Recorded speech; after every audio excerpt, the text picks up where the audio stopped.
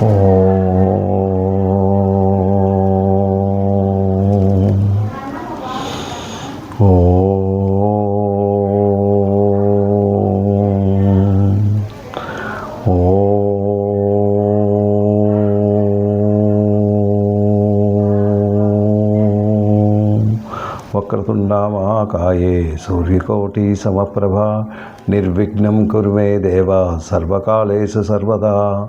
ఓం గురుబ్రహ్మ గురుర్విష్ణు గురుర్దేవో మహేశ్వర గురు సాక్షాత్ పరబ్రహ్మ తస్మై శ్రీ గురువే నమః. ఓం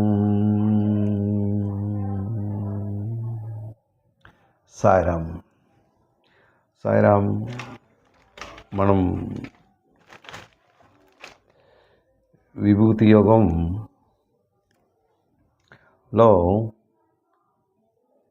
ఈరోజు మనం చదువుకున్నది 16, 17, 15 శ్లోకం వరకను మనం చదువుకోవడం జరిగింది.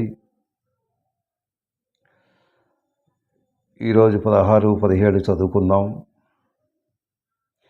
ఇది విభూతి యోగం అంటే భగవంతుని తాలూకా శక్తి, ఆయన స్వరూపం, ఆయన అంటే ఏంటి, ఆయన తత్వజ్ఞానాన్ని మనకి చెప్పమని ఆ అర్జునుడు వేడుకుంటున్నాడు. అంటే నువ్వు ఇంతకుముందు ఉన్న అధ్యాయాల్లో అంటే 7వ అధ్యాయం, 8, 9 ఈ అధ్యాయాలన్నీ నువ్వు బోధించావు. అందులో కూడా తత్వజ్ఞానాన్ని చెప్పావు. సో ఆ తత్వజ్ఞానం అది ఏంటి అంటే మనం మానవ మాత్రంలో ఒక లిమిట్స్లో ఉన్నాము. లిమిట్స్ అంటే ఈ భూమిలో మనం ఎక్కడ ఉన్నాం? ఇది ఒక గ్రహం. ఈ గ్రహంలో ఎక్కడ ఉన్నాం? మనం ఉన్నది చాలా చిన్న ప్లేసు. కానీ భగవంతుడు ఆయన స్వరూపం, ఆయన ఎలా ఉన్నాడు, మొత్తం గ్రహాలన్నిటినీ సృష్టించి ఈ గ్రహాలని అవి ఎలా ఉన్నాయి, అవి వాటి పని ఎలా చేస్తున్నాయి, ఇవి అన్నీ ఆయన శక్తితో జరుగుతూ ఉన్నాయి. ఆయన మహాశక్తివంతుడు. కానీ ఆ శక్తి ఎలాంటిది, ఏంటి అని తెలుసుకున్నది మనకి భగవంతుడికి ఉన్న వ్యత్యాసం ఏంటి అంటే భగవంతుల్లో మనం ఎన్ని 0.0లకు 1,00,000 జీరోలు వచ్చినా ఒకటిలో ఉన్నన్ను అది ఉన్నది లేనిది అని మనకు తెలియదు. అంటే ఆయన తత్వజ్ఞానం తెలుసుకోవడం అది మామూలు విషయం కాదు. ఈ తత్వజ్ఞానం తెలుసుకోవడానికి అర్జునుడు ఏం చిన్నవాడు కాదు. అర్జునుడు అతను శరీరం ఉండగా ముల్లోకాలు వెళ్ళాడు. అందరి దగ్గర మెప్పును పొందించుకున్నాడు. చాలా జ్ఞాని అయిన వాడు. అంతటి వాడు ఆయనకే ఈ తత్వజ్ఞానం చెప్తున్నాడు. ఎవరు? భగవంతుడు. నేను ఫలానా, నేను ఇది, నేను పురుషోత్తముణ్ణి, నేనే సృష్టికర్తని, నేనే నిన్ను, నేను అంటే ఆయన ఏంటంటున్నాడు? నేనే పురుషోత్తముణ్ణి, నేనే దేవదేవుణ్ణి, నేనే జగన్నాథుణ్ణి, నేనే జగత్కర్తని, నేనే అంతను అన్న భావనతో ఆయన ప్రతి విషయం చెప్తున్నాడే. అంటే ప్రతి ప్రాణి, కొన్ని కోట్ల తాలూకా ప్రాణులు ఉన్నాయి. ఈ ప్రాణులన్నింటినీ సృష్టించిన వాడు ఆయనే. ఎందుకు సృష్టించాడు, ఈ సృష్టించడానికి కారణం ఏంటి, అవి తెలుసుకోవడం మామూలు విషయం కాదు. అయితే మనం దేంట్లో ఉన్నాం, మనం నింపుగా అహంకారంతో పూర్తిగా మునిగి మునిగి మునిగి మునిగి ఉన్నాం. ఈ సుఖదుఖాలతో సతమతమవుతూ శాంతిని కోల్పోయి ఇటు అటు తిరుగుతూ చాలా దుఃఖానికి లోనవుతూ మనం ఉంటున్నాం. ఈ సంసార సాగరాన్ని ఈడ్చుకుంటూ మనం మన జీవితాన్ని నడిపిస్తున్నామే. ఈ జీవితం ఎంతకాలం ఉంటుంది? అయితే ఆయన్ని అర్థం చేసుకోవడం ఏంటి, మనకి ఈ ఈ జన్మలో అవుతుందా అన్న ప్రశ్న చాలా విచారకరంగా మనల్ని బాధిస్తూనే ఉంది. అలాంటి వాడికే అర్థం కాక సతమతమవుతున్నామే. మనం అనగా ఏపాటి, మనలో ఉన్న తెలివితేటలు ఏంటి, మనలో మనం ఏ విధంగా మనం ఆ భగవంతుని సేవిస్తున్నాం, ఆ భగవంతుని తత్వజ్ఞానాన్ని తెలుసుకోవడానికి మనం ఏమైనా ప్రయత్నిస్తున్నామా? ఆ ప్రయత్నించినప్పుడు మనలో ఉన్న సహనం, ఇవన్నీ ఏవైతే ఉన్నాయో, ఏదైతే మనస్సు, బుద్ధి, శరీరం ఇవన్నీ ఏదైతే ఉందో ఇది కంట్రోల్ చేయలేక సతమతం అవుతూ ఉన్నాం. ఒకదాన్ని ఆలోచిస్తే ఎన్నో ఆలోచనలు వస్తున్నాయి. ఆ భగవంతుణ్ణి మనం తలుచుకోవడమే కష్టం. అలాంటిది భగవంతునితో మనం సంయోగం అవడం అంటే ఆత్మ సంయోగ యోగంలో ఎంతో చెప్పాడు భగవంతుడు.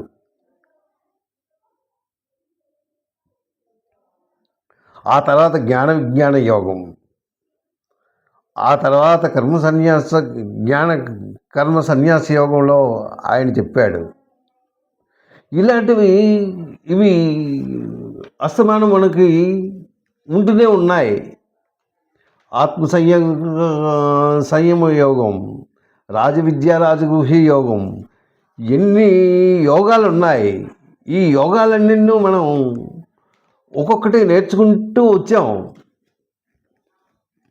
కానీ మనకు తెలిసిందేంటి, వింటున్నామే.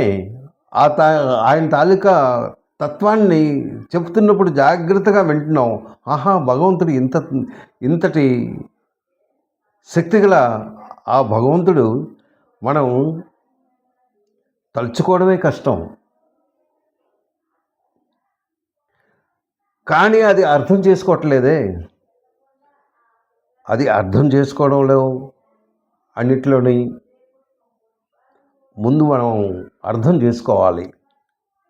అర్థం చేసుకోవాలి అంటే ఇవన్నీ శాస్త్రాలు చదువుతూ ఉండాలి, వేదాలు చదువుతూ ఉండాలి, ఈ వేదాల్లో ఉన్న సారాన్ని గ్రహించాలి. ఇవన్నీ ఎన్నో ఉన్నాయి. అయితే ఇప్పుడు మనం దేనికి వచ్చాము? 15వ శ్లోకం మనం చెప్పుకున్నాం. ఏంటి 15వ శ్లోకంలో ఏం చెప్పాడు?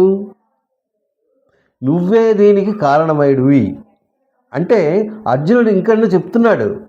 ఎవరితోని? కృష్ణుడితో. నువ్వే ఈ జగత్కర్తవి, నువ్వే జగత్పత్తివి, నువ్వే కారణమయుడివి, నువ్వే సర్వభూతేషు అంటే ఈ సర్వభూతాలకి నువ్వే నాయకుడివి. ఓ దేవదేవా, ఓ జగన్నాథ, నీవే పురుషోత్తముడు కదా. నీవు తప్ప ఇంకెవరు నీ తత్వాన్ని అర్థం చేసుకోలేరు. నీ తత్వము నీకు తెలియాలి అంటే అది నీలో నువ్వే తెలుసుకోగలవు. కానీ అది మేము తెలుసుకోవడం చాలా కష్టం అనేసి ఇందులో స్వయం ఏవ ఆత్మాన వేదాత్వం పురుషోత్తమ భూతభావన భూతేషు దేవదేవ జగత్పత అనేసి 15వ శ్లోకంలో నువ్వే అన్ని నువ్వు అంటే దేవదేవుడివి, భూతభావనుడివి, అన్నీ నువ్వే, పురుషోత్తముడివి, జగత్పత్తివి అని చెప్తూ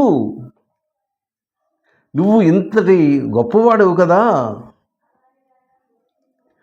కానీ ఇంతటి గొప్ప పురుషుడివని నాకు ఇప్పుడు నువ్వు చెప్పుగా నేను విన్నాను. ఇంతటి మహానుభావుడివి నీవు, నేను ఎలా నీకు ప్రేమని ఇవ్వగలను? ఆ ప్రేమకి దాసుడివై అంటే నేనంటే నీకెందుకంత అభిమానం? ఇది ఈ ఈ యుద్ధ భూమిలో నువ్వు నాకు చెప్తున్నావు అంటే ఇంతటి మహానుభావుడివి, ఇంతటి శక్తిమయుడివి, ఇంత శక్తి స్వరూపుడివి, ఆ శక్తి స్వరూపుడివి, ఇంత శక్తి స్వరూపుడివి నువ్వు నాకు చెప్తున్నావు అంటే నేను ఎంత ధన్యుణ్ణి. మహానుభావ అని 2 చేతులు తనకి దండం మొక్కుతూ ఆయన ఈ విషయాన్ని మనకి మరలా 16వ శ్లోకం కూడా ఆయన చెప్తూ వచ్చాడు. వక్తం అర్హసి అశేషణ దివ్యాహి ఆత్మ విభూతిం యాభిం విభూతి లోకాన్ ఇమన్నత్వం వ్యాప్య తిష్టతి. నువ్వు ఎలా ఉన్నావు? వక్తం అర్హసి అశేషణ అంటే నువ్వు చాలా అర్హుడివి. వ్యక్తం చెప్పుటకు అంటే పూజల్ని నువ్వు తీసుకోవడానికి నువ్వు అర్హుడివే. అశేషం సంపూర్ణంగా నువ్వు అంతటికీ దివ్యమైన వాడివి. నీ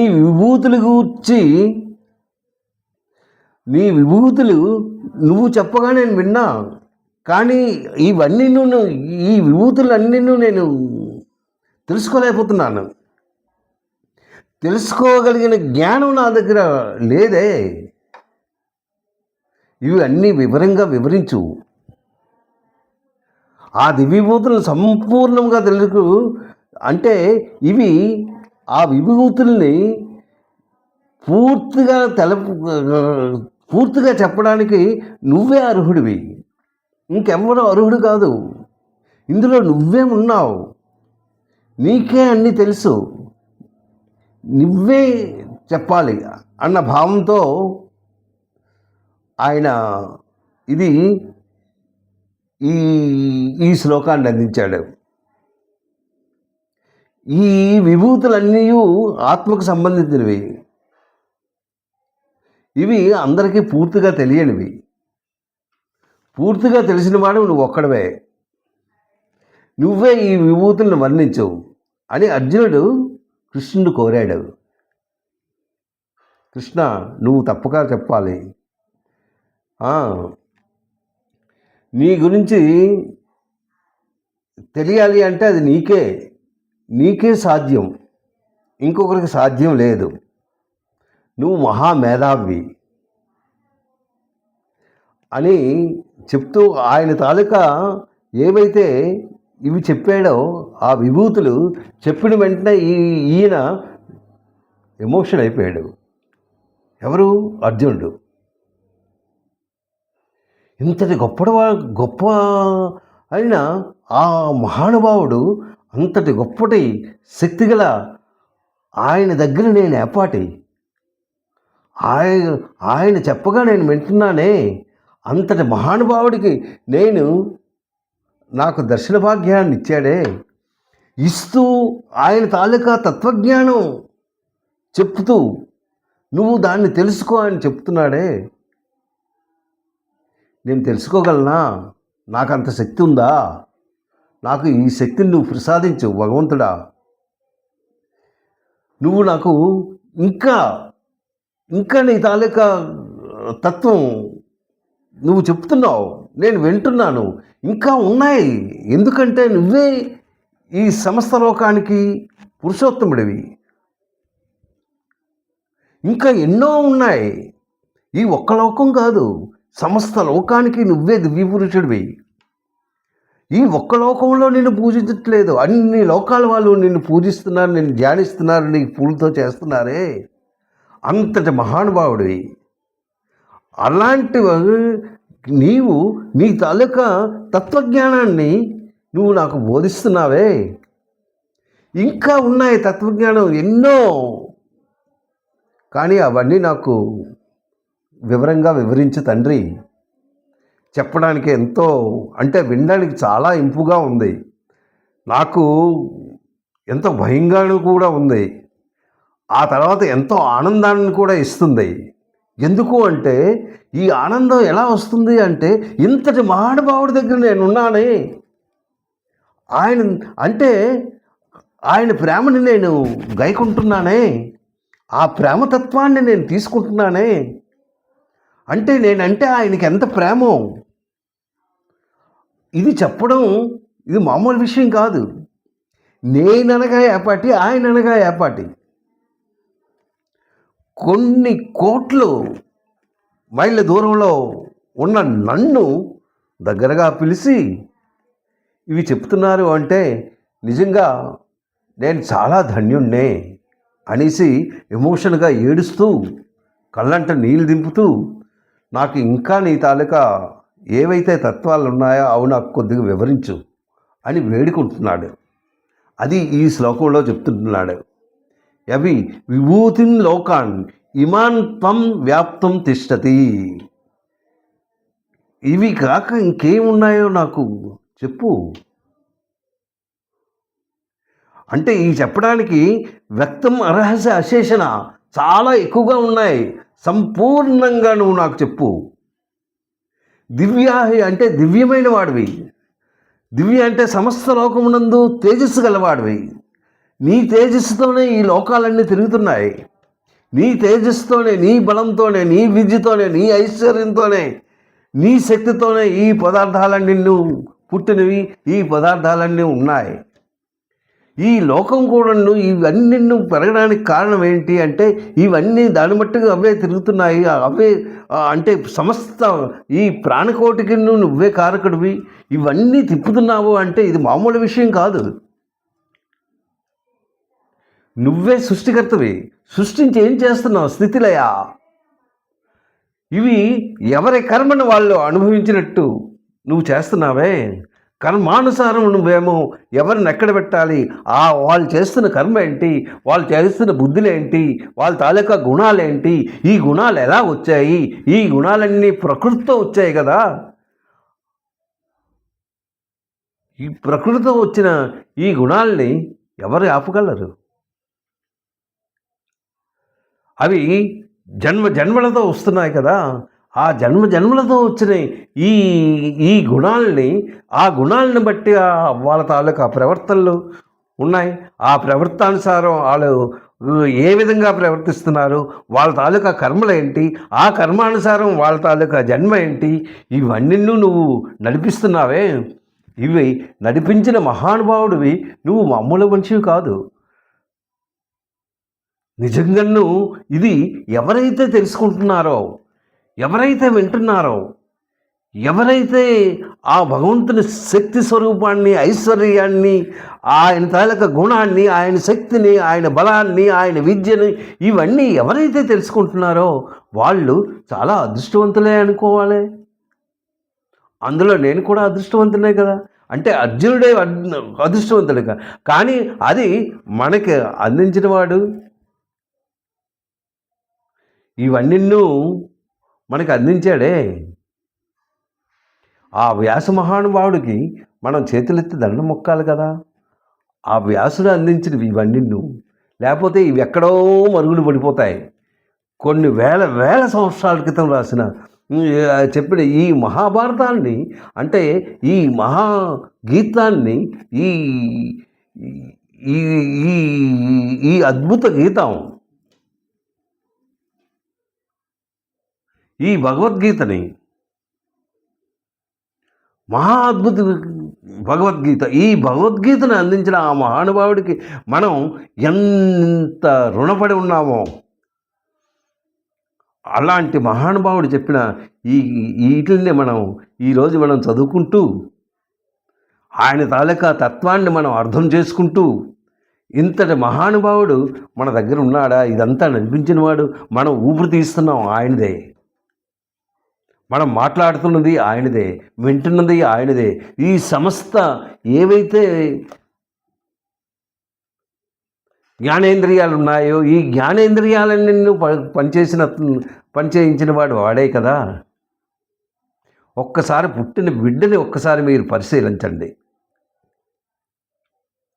పుట్టగానే ఆయన ఆ బిడ్డకి ఎలా ఉంటున్నాడు? 9 మాసాలు తల్లి కడుపులో ఉంటూ బయటకు వచ్చిన తర్వాత, భూమి మీద పడిన తర్వాత ఆయన ఏదైతే జ్ఞానాలు ఉన్నాయో, ఏదైతే శరీరంలో ఏవైతే పార్ట్స్ ఉన్నాయో అవన్నీ పనిచేయడం స్టార్ట్ చేస్తాయి. చూస్తాడు, ఏడుస్తాడు, వింటాడు. అంటే అన్ని జ్ఞానేంద్రియాలు పనిచేస్తూ ఉన్నాయి. వాటికి కారణమయుడు ఎవడు? ఆ కారణమయుడు ఆ భగవంతుడే. ఆ భగవంతుని శక్తితోనే ఇదంతా నడుస్తుంది అని మనం తెలుసుకున్నప్పుడు మనకి ఎంత ఆనందాన్ని ఇస్తుందో మనం గ్రహించుకోవాలి. చాలా ఆనందాన్ని ఇస్తుంది. అయితే ఇప్పుడు మనం ఏదైతే 15 శ్లోకం అయిన తర్వాత 16 శ్లోకంలో ఇది ఎలా తెలుసుకోగలం అంటున్నాడు.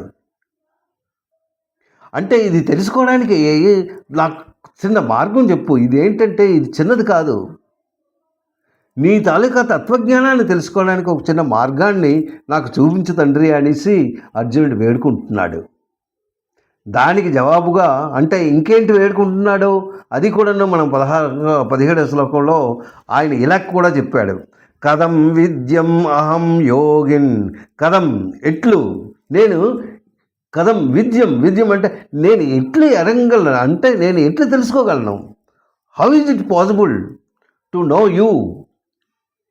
ఈజ్ ఇట్ పాసిబుల్ అని అడుగుతున్నాడు. కథం ఎట్లు, కథం విద్యం అహం యోగిన్. ఓ యోగీశ్వరా, ఆ యోగీశ్వరుడు గురించి నేను ఎలా తెలుసుకోను? అంతటి యోగీశ్వరుడు కదా నువ్వు.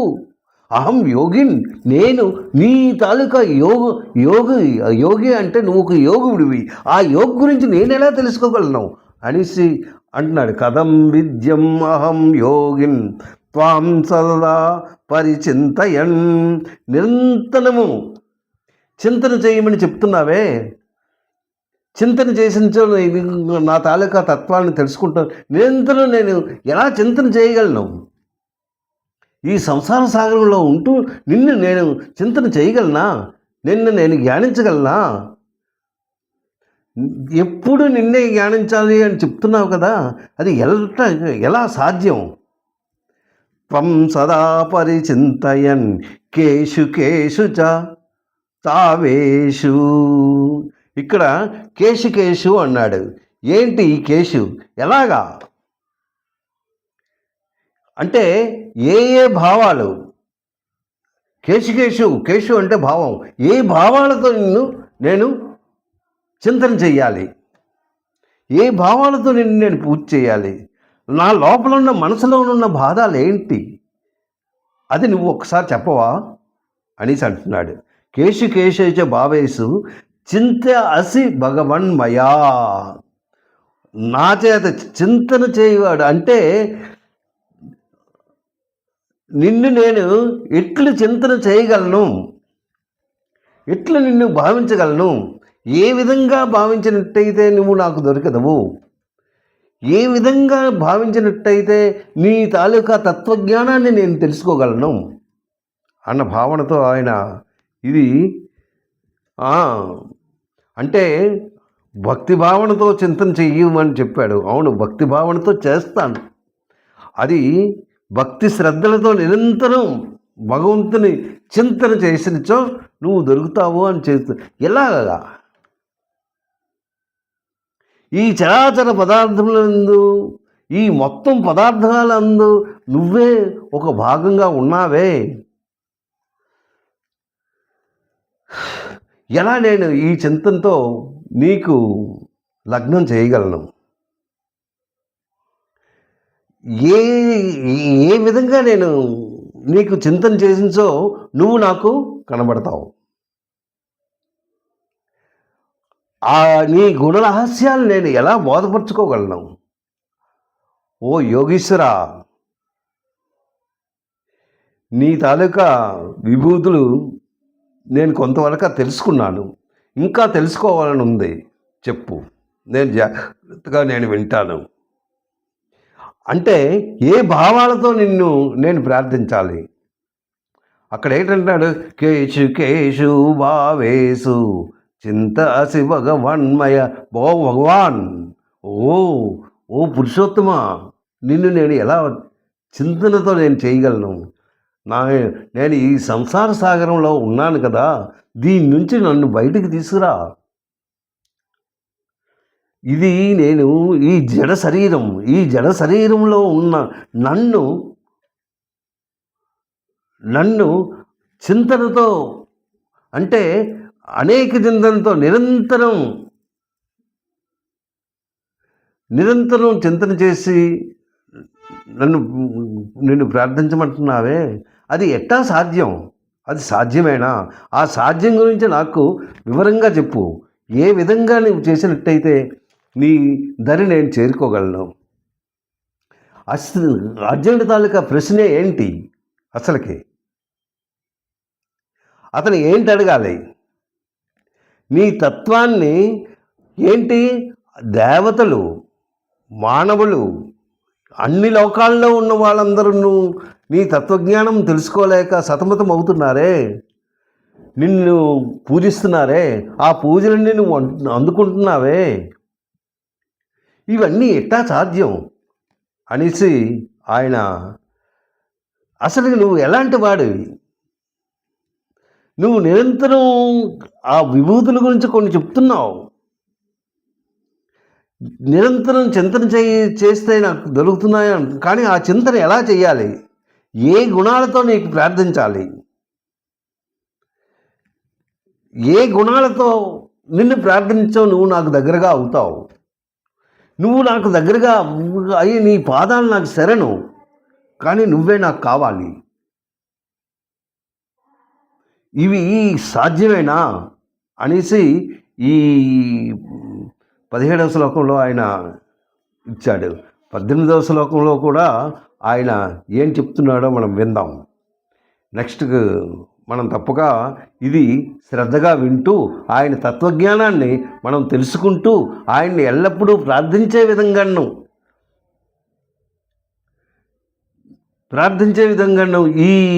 ఈ జన్మ అన్నది సార్థకం చేసుకోవడానికి మనం సర్వ విధాలా మనం ప్రయత్నిద్దాం. సాయిరామ్.